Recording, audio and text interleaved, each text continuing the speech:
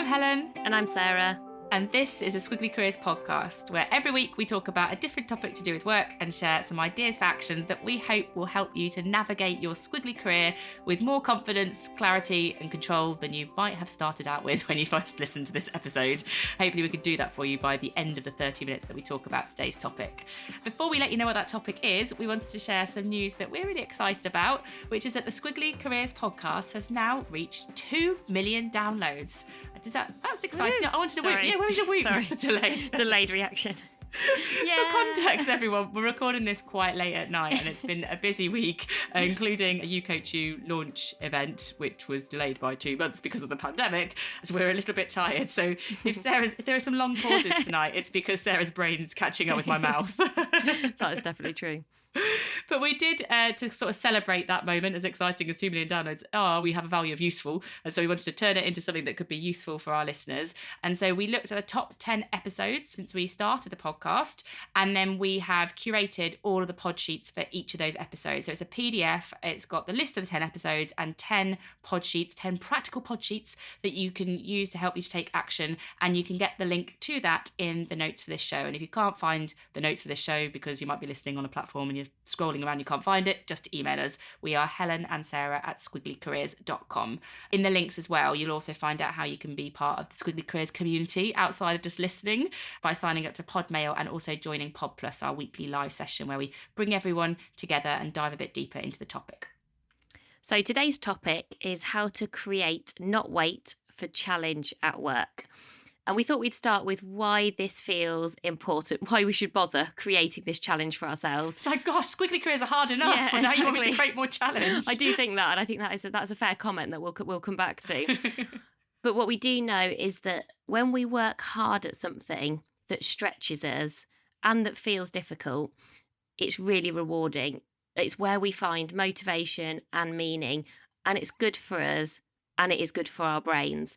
And though the more you do read about this, you do realise it will also probably feel, at times at least, uncomfortable and hard too. And almost I think that's a clue that you're getting it right, because it's probably not challenging enough if it never feels a bit difficult or a bit tough at some moments when you're kind of thinking about what that challenge might look like for you.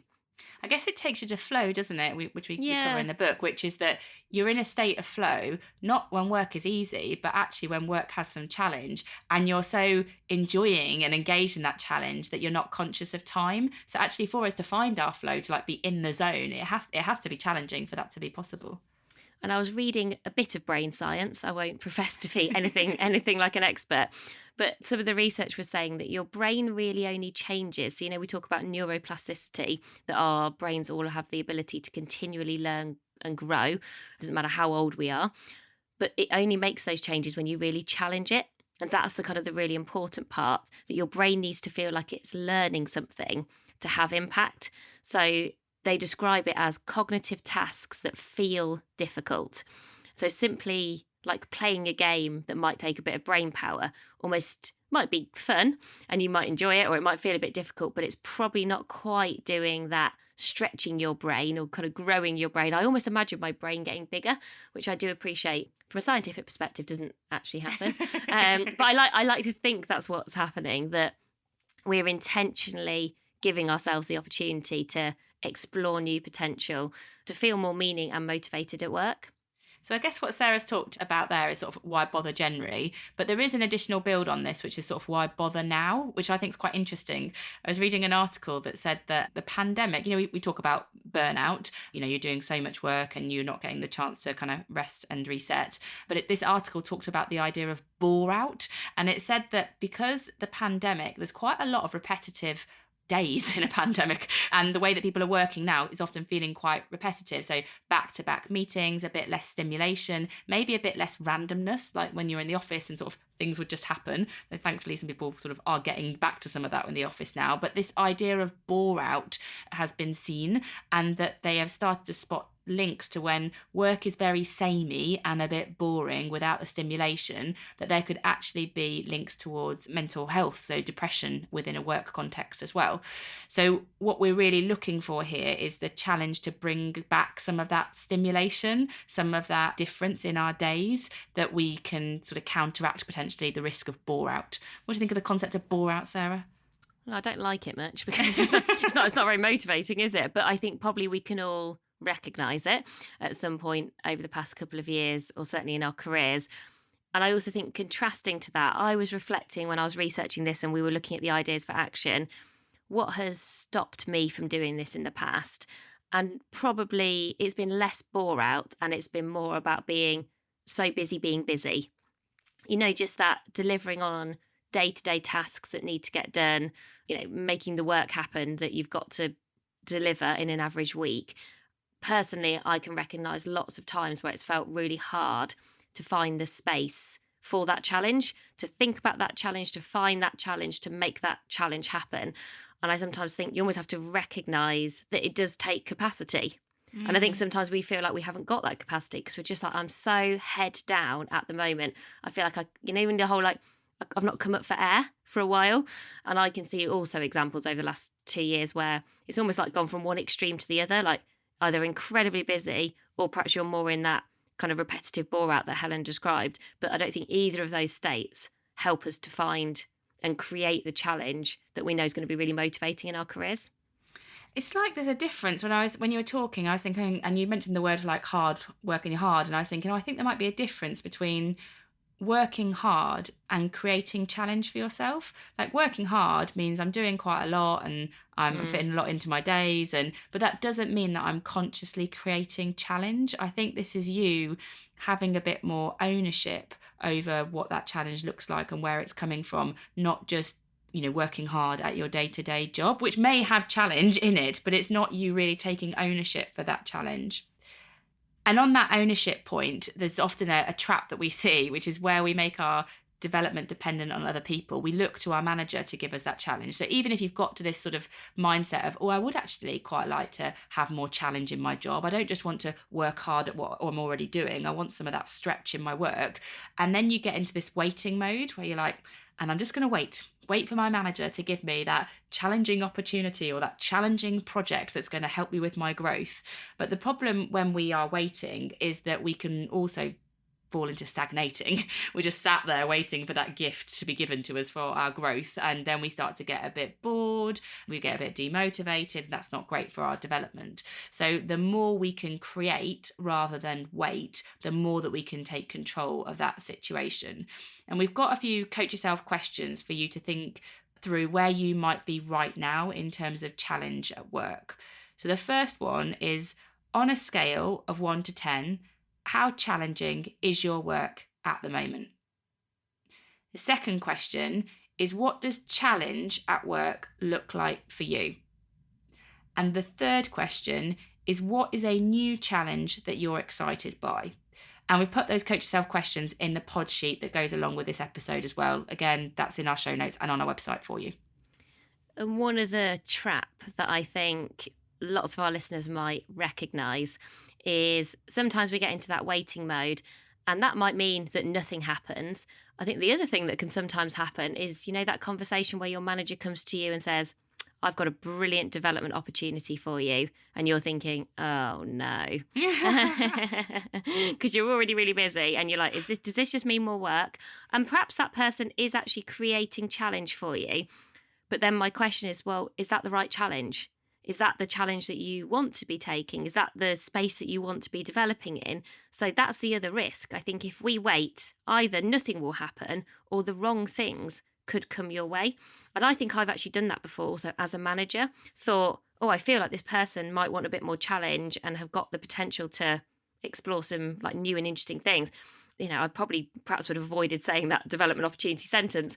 But, you actually say, there's an opportunity to do something really interesting. And you're sort of assuming that is what that person wants to do. And it absolutely might not be. That might not be the direction they want their career to go in. That might not be building on the skills and the strengths that person has got. So, you want to be in control of this challenge rather than waiting for it or letting somebody else kind of tell you what your challenge should look like. So we've now got 5 ideas for action for you on how you can create challenge. So if you buy our logic of creating rather than waiting, what can then you go and do? What might this look like? And our idea for action 1 is about stretching your strengths in a new direction. With strengths, we know 2 things are true. The more you use your strengths, the stronger they get, which makes sense. And also, the more we use our strengths in different situations, they get even stronger again. So let's say you're a brilliant problem solver. Maybe you use those problem solving skills in your job already. Brilliant. And that's the more you frequently use them, the stronger they will get. But where else could you use those problem solving skills? Maybe that's across your team. If you've got a collective problem where you could sort of volunteer your problem solving skills, is there anything else across your organisation? Is there anything in your industries or your communities or your networks? Or things that you volunteer for or that you're passionate about. When Helen and I were both thinking about our examples of this one, we both actually went outside of Amazing If, and it's like we hadn't talked about our examples beforehand, but I was thinking about one of the things that I think I'm good at is, which sounds like a bizarre thing to be good at, but I'm good at not being the expert in the room and leading and facilitating conversations where everybody else pretty much knows more than I do. And so one of the things that I do outside of Amazing If is coach a board all about workspace, affordable and accessible workspace. And that stretches my strength of not being an expert in the room and, facilitating good quality conversations in a very different way to how I use that skill and that strength in Amazing If, or perhaps working with some of our clients. And so I can see every time I have one of those meetings, it feels stretching. I can sort of feel that challenge because I always get a bit more nervous. It's always sort of on my mind that I want those meetings to go really well. And I'm so in it. So Helen talked about that idea of flow. I think I'm always very focused and incredibly present because it's sort of right at the edges probably of my capability and my challenge. And probably each time it gets a bit more comfortable, but I've been doing it for at least 2 or 3 years now, and it still feels challenging. And mine is sort of similar context, like Sarah said, something I do outside of work. So I'm a trustee for a charity called Working Families. And one of my strengths is I'm a good catalyst. So if there's an opportunity or an idea or something in sort of progress that's just got started, I am really good at moving it forward fast and growing it very quickly. So I can take an idea and I can be like, let's test and learn and prototype and do something with it. And often in the charity, we will have meetings and I get to take some things that I'm not that familiar with, some things that the charity's working on because it's not my day-to-day work, but I can take that strength and I can use it to support them. And for me, that's with sort of different people on different projects, different topics than I would do ordinarily, but it really helps me to stretch that strength in a different way than I do in my day-to-day. And I enjoy it because that's the thing about your strengths, like it gives you energy when you use it. So yes, it is challenging and a bit hard, but it also energizes me at the same time as I get better. So it is a real sort of win-win for yourself, I think, when you start stretching your strengths. So the second idea for action is all about increasing your experiments. And we've talked about experiments before in an episode of the podcast because it is such an important part of learning at work. And I think that it's not one that I see as much as I would like to. Like, I don't see people talking about, oh, what experiments are we doing? I'm trying to put it more into my language. Like I was talking to someone in our team, the lovely Vivi that will be listening to this because Vivi creates the pod sheets. I was talking to her today about running a few experiments with some things that we're going to put out on Instagram to see what works. And I was talking about, we should have a hypothesis because my assumption is that it'll work better if, and let's just see whether that's true. And the idea with experiments is not for it always to be successful. The idea with experiments is that you're doing it to actively learn. And what that does is it gives you permission to do things that might fail. And that can be challenging. I mean, just doing something that you might fail at is like challenge in itself, as well as maybe pushing boundaries of what you're doing today. I think experiments are a brilliant way for you to find challenge. And I have done one very recently, which I think could sort of bring to life the benefits of this, but also what makes it hard to do.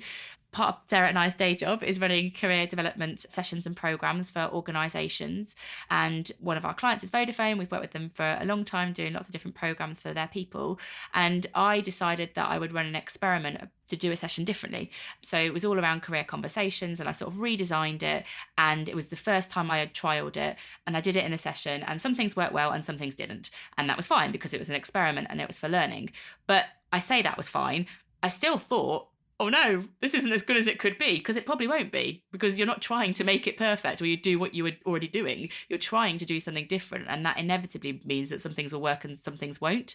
So it does feel hard, and you sort of get used to that the more you do experiments. But what I learned personally, if you're trying to do something for the first time that you've never done before, is as well as just saying, it doesn't have to be brilliant, it doesn't have to be brilliant, as well as saying that to yourself, also signaling to other people that it's an experiment is really helpful, because I find that that takes the pressure off. Like if you think they think it should be perfect, then that suddenly creates quite a lot of pressure. But if I'm signaling to Sarah, for example, oh, Sarah, just so that you know, over the next week, we're going to try out some new content on Instagram, and it's mainly to see whether it works. Like we don't quite know how it's going to go, but that's why I'm doing it. Then Sarah suddenly knows, oh, okay, that's why she's doing something different. She's doing it to learn, and therefore will be more supportive of that and potentially give me some useful feedback to support that as well, rather than being like, Helen, what are you doing? That's not the normal thing that you do. What you've gone rogue. This isn't about going rogue. This is about learning through experiments, increasing your challenge by experiments. Yeah, and I think one of the things that I've observed that I find hard about experiments. So, over the last year, we've run something called our Squiggly Career Advocates Programme. And we always called that an experiment from day one. We'd got a hypothesis about what we were trying to achieve. And it definitely gave us that freedom and the permission to do something that did feel uncomfortable and challenging. It was an uncomfortable timeline that we had to launch that programme. It felt challenging because we'd not done it before. We weren't really sure if it was going to work. And the thing, even knowing all of that, the thing I think I found really hard as we've started doing more and more experiments in Amazing If is because I'm naturally critical, I can see all of the time all of the things that are sort of not working and that are not as good. I've got a sort of real even better if mindset and mentality, which is definitely useful, but can also get in your own way if you don't sort of remember that mantra of progress over perfection. And you've almost got to redefine what success looks like. You've got to be really clear. I think with experiments, what success looks like is learning lots and being really clear about what are you learning, like what would you then maybe do differently next time, what has failed and why. It's almost loads of those questions that unlock learning. If you're doing that really well, that is success. And it's sort of letting go of perhaps what success feels like elsewhere in your job. Well, and one of the other things that makes it challenging is the change of mindset, because your experiment mindset is different, I think, to your probably like your day-to-day mindset for some other things that you'll probably be working on. So that also adds a level of challenge, that sort of change of mindset. So I think you get challenged from all directions when you're experimenting.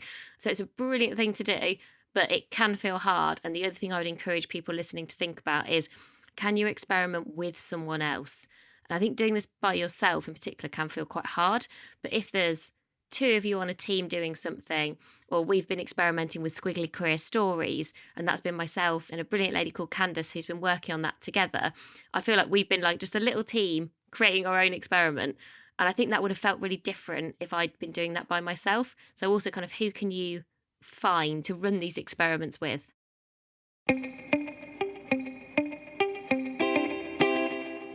So, idea for action number 3 is about finding a challenger or challengers. So, if you want to have more challenge generally in the work that you're doing, spending time with a group of people or individuals who make you feel uncomfortable, who ask you those hard questions, who maybe make you stop and just rethink or unlearn and relearn some of the things that you kind of thought were true, will create challenge for you. So I would be asking yourself a question now about how often do I spend time with someone where I feel like I'm really challenged?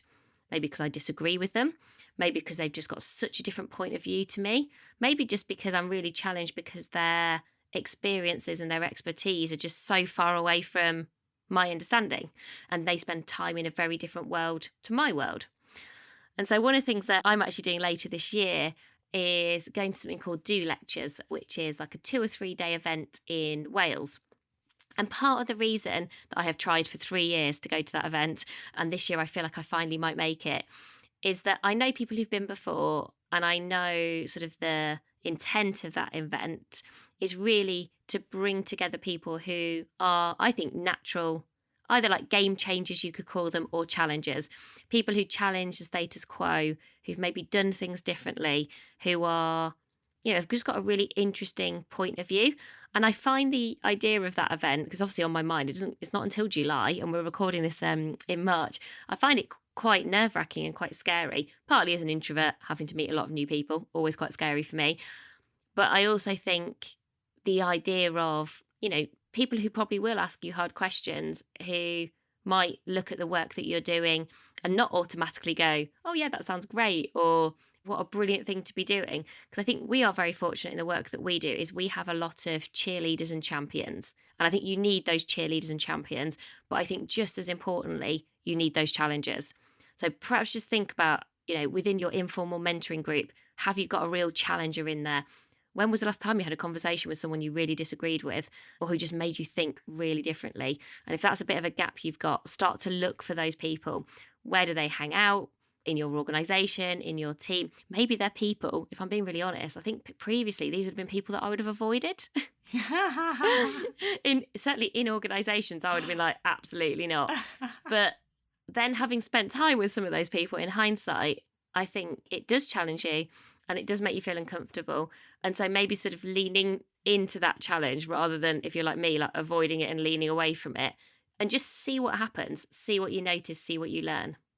I think thinking about people that you've worked with previously that you have avoided actively is actually a really good way. It's a really good, because if you're just trying to name some names, I mean, you'll definitely get to some names from that. I could very You'll quickly, definitely get to know. And then thinking from those people and who, if I was choosing now to put them in the role of challenger of that, however long your list is of people, who would I choose to use first? I think it was a really good, that definitely gives me some practical thoughts about who I could go to. You don't have to tell them that they were on the avoidance list to begin with. Keep that to yourself. The fourth idea for action is redesign your defaults. So we all have default modes of working and ways of working and ways of learning. So maybe you always learn by listening to podcasts. Maybe you always learn on your own rather than doing it in groups of people. Maybe you always get up in the morning and the first thing that you do is spend an hour in your inbox. Like, we all have these default because it feels quite comfortable and familiar for us. And often it's us operating on autopilot. And what we're trying to do by redesigning our defaults is shake ourselves up a bit, find a new challenge, do something that isn't us on autopilot. And so it's quite useful to think about, what is you on autopilot? On an average day, what do you do by default? What do you do without even thinking? Like, literally from the moment that you wake up, which normally starts with me sometimes checking my emails in bed. That's awful. Like, what's happened in the last 6 hours I've been asleep? I know it should be longer, but it's been a busy week. And then obviously I don't need to do that, but that's a bit of a default. That's a bit of a habit, and it's not necessarily a healthy one. And then I have other habits, like I'll have breakfast and I always check out this app called Feedly. That's the main way that I kind of scan through like the latest news around career development. That's how geeky that I am. I'll send Sarah a few WhatsApps at about 6:30. This is literally by about 7 o'clock stuff that I do on default. So it is useful to start with, what do I do by default? An average working day, what do I essentially do without even thinking about it first? And then it's thinking about, how could you redesign some of those things? So it could be your ways of working, what you're working on, who you work with, how you learn, all those sorts of things could be part of your defaults. And so a very specific one of my defaults, I think we talked about it on the podcast, is about how I respond when work needs to get done. So I have a default response when like work needs to get done, particularly if it needs to get done fast. My default response to that is always, I'll do it. Whenever there's any like, oh, I've got quite a lot on, or I'm not sure I could fit it in, I'll be like, don't worry, I'll do it. I just say that all the time. Yeah, you really do. Now I'm aware of it, I'm like, oh, it's going to really irritate me when I think about how many times in a day do I say, I'll do it. And it's not really a helpful default for all kinds of reasons that you can probably imagine. I get overworked, I don't help other people to take ownership, loads of reasons. It's not helpful, but it is a default. But what I could do is redesign that default. And when I say what I could do, I am trying to do this. I'm actively I'm challenging myself to do this, everyone. Is instead of my default, I'll do it response, I'm trying to say things like, okay, well, how could we do it differently? Or how could we make it work together? Well, what help do you need to move it forward? Rather than just go, I'll do it. So I'm trying to have a few more default responses than just, I'll do it. But that is a challenge for me, because you're effectively going from being consciously incompetent is where I am now, because I'm like, oh no, I know I say that, to sort of really trying to become ultimately unconsciously competent, try and make this shift of where I'm doing something different without even thinking about it. And making that shift is a challenge, but that's where we grow. And that's one of the things that you can create for yourself. Sarah, have you got any defaults that you'd like to redesign? No, I'm perfect in every way. Just like Mary Poppins. Would you like some feedback? Is that one of your, No. I'm going to ask for some feedback. No. So I was thinking about this very specifically. And I think one of my defaults, and we're talking about redesigning defaults, is some of the things that I don't do.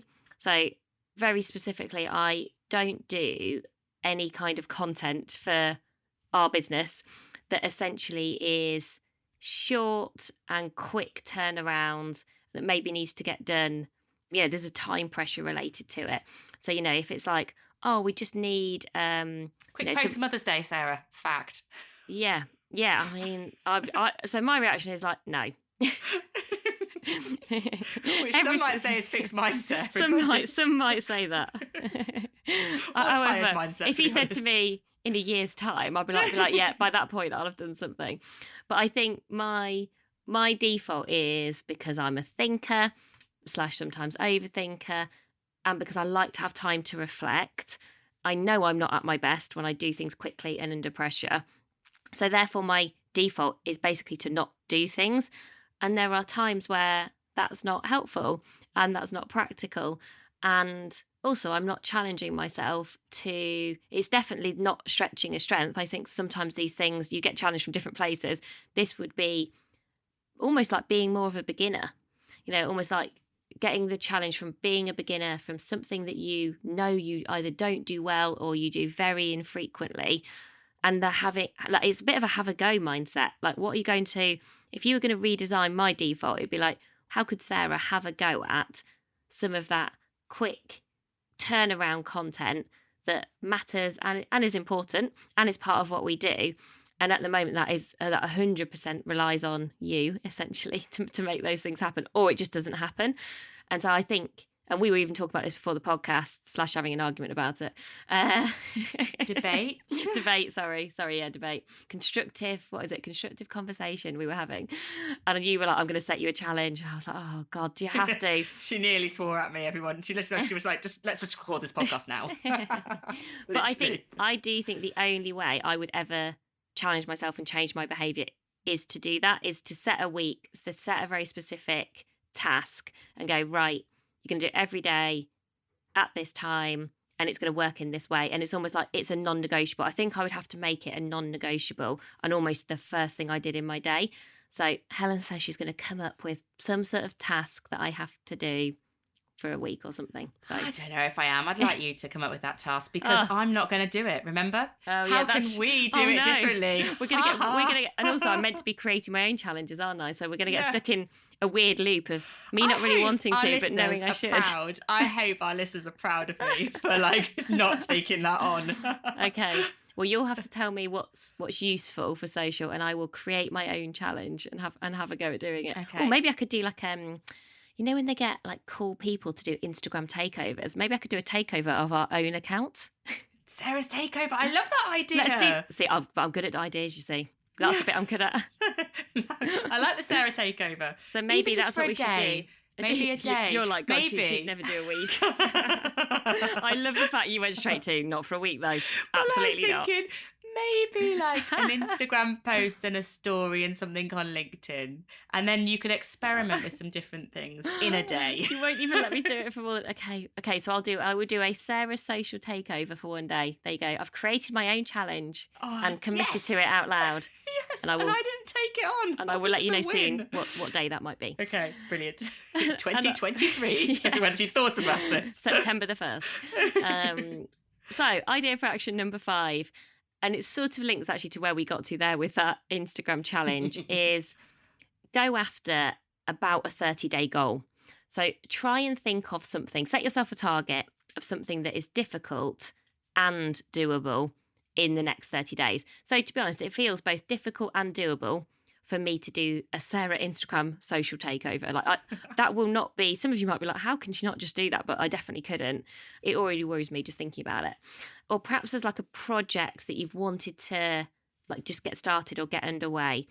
And I think by setting yourself that sort of 30-day goal, make it really visible so that you can see it every day, almost like kind of mark the moment of being like, right, this is the thing that I think would create challenge for me and that I know I could do essentially in the next month. And then what you can start to do is think, okay, so what are all the actions that get me closer to that challenge? How do I start to make progress? And by seeing it every day, by making it really visible, by being very specific, you just keep reminding yourself to essentially create that challenge, to make some progress and to prioritize it. So back to that point I said about, sometimes we're just so being busy. I think once you've got a clear target in mind, somehow it feels easier to create the space or to think, I'm going to start my day doing that thing because that's me getting one step closer to that challenge, that website I want to build for the first time. I don't know, the fitness challenge you might have in mind. So just have something like that and keep it really short and specific. I think something within a 30-day window that would create challenge for you, that you've chosen, that you've taken ownership for, keep it somewhere you can see it, and then just sort of keep coming back to it and kind of keep going through it. And I think often the more progress and momentum you get, the more optimistic you feel, and therefore you keep going. Again, if you wanted to do this with someone, I suspect this would work even better. So if you know someone else who listens to the podcast or someone else in your organisation where maybe you've both got a 30-day goal, you can sort of swap your goals, like swap and share them, and then almost hold each other to account a little bit. I think an accountability partner on any of these things, you want to create your own challenges, but then exactly as Helen and I have just done, Helen can sort of hold me to account to that challenge a bit. She's heard me articulate that. She's heard me sort of go through that thinking process of creating it. And then she can give me that nudge. She can give me that support. She can celebrate when I'm absolutely incredible on Instagram and everyone just wonders why I'd not done it before. And don't forget that it's an experiment, so it doesn't have to be absolutely amazing. It's more about learning, just to bring that point back in. Well, you're just managing everyone's expectations who follows us on Instagram. I'm trying to take the perfectionism away. But just listening to you actually talk that through, it makes me think about the previous one, redesigning your defaults, and that whole, my default start of the day is quite phone heavy, like checking my email very early in the morning, going on Feedly, that's all. And I think redesigning, like for 30 days, thinking about, could I redesign the way that I start my day? If I didn't pick up my phone for the first 60 minutes, what could I do differently? That feels like, imagine if over a month I redesigned that first hour of the day. That actually feels difficult but doable to me. I don't think, if you said don't look at your phone until 4 p.m, I'd be like, that's never going to happen. But for the first hour, I think I just have to break a habit, redesign my defaults. So maybe that's probably as challenging for me as a day of you doing Instagram and social media. I'd absolutely love for you to have a day without your phone. I'd find it so funny. If I do that, I'm gonna set you a really hard challenge in return. But that's just causing each other pain. Why would we do that to each other? I don't know, because it's late, probably. It's late, I mean. Just on that as well, just on the goal, it just made me think about a TED talk that I rewatched recently, which is, it's slightly different, but it's about how you can learn something new over 30 days. So it is more about learning, and it is more about like every day kind of moving something towards a goal that you're trying to get to. But it's a really short TED talk. It's like 4 minutes long. Oh, really? I was like, wow, yeah, it's really short and it's really good. And the speaker, who I've forgotten, but we'll put this as one of the links on the pod sheet for you, talks about Matt Kurtz? Yes, it's Matt. And he talks about how he wrote a book in a month, and he said it wasn't a very good book, but he basically divided up like a 60,000 word count into how much he needed to do every day, which is 2,000 words, and then like as long as he wrote 2,000 words a day, he'd written the 60,000 word book. Like obviously it needed editing, I don't think anyone published it, but still he said for the rest of his life he could call himself an author. So let's just summarize those 5 ideas for action to help you create challenge. So number 1, stretch your strengths. Number 2, increase your experiments. Number 3, find a challenge or a challenger. Number 4, redesign your defaults. And number 5, go after a goal. Do you want to talk about what we're going to do on the podcast next week, Helen? Yes, I do. Because I can't wait. If you think this week has been bad, wait until next week.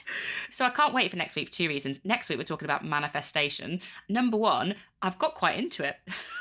I'm really like collecting images for my vision boards. I've written statements down in my phone so that you can't see Sarah, but she's looking in pain, which is the second reason why I'm looking forward to talking about this. Because I think it's not manifesting is not Sarah's it's not an immediate thing she'd rush into, but Obviously, we're I'm going to be talk really about growth it. mindset about it, though. Of course, and actually the podcast is not we think manifestation's brilliant, we should all do it. The podcast we are going to record, it's let's get really practical about manifestation. And even if you don't buy into the full thing, what bits of the manifesting process could work for you? And so I've got there's a manifesting equation that we're going to work through, Sarah, and we're going to, you can be the practical cynic and I will be the optimistic enthusiast. How about that? I read a Guardian article about it, which is a very good article, and I wanted to WhatsApp you and say, let's not do it. So the fact that we're still doing it is your influence and persuasion, and also I felt like you've gone quite far because you keep sending me these pictures, and I was just like, what are all these pictures? She's like, I'm doing the manifestation thing. I'm like, right, okay. And I was just reading it, just going, okay, I'm even more skeptical than I was before I'd done any research. I'm now going to read a book. Joy it's bringing me. I've already manifested happiness. Like, this right. Is yeah, I'm just tired. I'm also reading a book now called Toxic Positivity, which I'm absolutely loving. I'm sure you are. Why are we friends, everybody? Somewhere we meet in the middle with my over-enthusiasms and Sarah's cynicism just makes us a pretty normal person. There we go. Between us, we eventually net out as someone vaguely normal. Hopefully that comes across in some way, shape or form in this podcast. But more than anything, we hope that this has been useful. We hope that you've got some ideas for action that you want to try out, that you want to download that pod sheet and learn a bit further, share it with other people to help them. That's what this podcast is all about. So thank you all so much for listening. As always, we really appreciate all of your ratings, reviews, subscribing and sharing with other people. We'll be back next week to talk about manifestations. Woo! Bye for now. Bye for now.